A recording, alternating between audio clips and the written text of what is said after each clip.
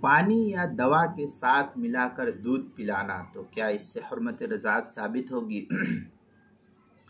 مثلا یہ کہ اگر کسی عورت کا دودھ پانی یا دوا کے یا کسی دوسرے جانور کے دودھ میں ملا کر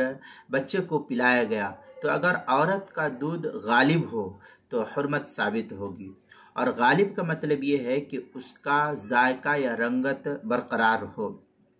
چنانچہ اس سلسلے میں کافی تفصیلی بحث کرتے ہوئے جو صاحب فتاوی تاتار خانیہ لکھتے ہیں وَلَوْ خَلَطَ لَبْنُ الْمَرْأَةِ بِالْمَاءِ أَوْ بِالدَّوَاءِ أَوْ بِلَبْنِ الْبَهِيمَةِ، اس طریقے کی فَالْعِبْرَةُ الْغَالِبُ، اس طریقے کی عبارت جو ہے فتاوی تاتار خانیہ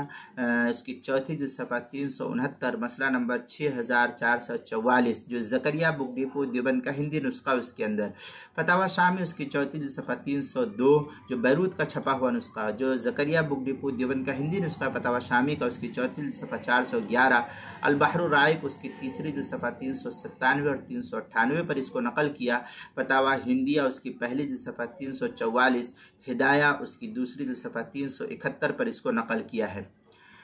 اور فتاوی قاضی خان میں ہے وَإِنْ خَلَطَ لَبْنُ الْمَرْأَةِ بِالْمَاءِ وَسَقَاهَا سَبِيَّيْنِ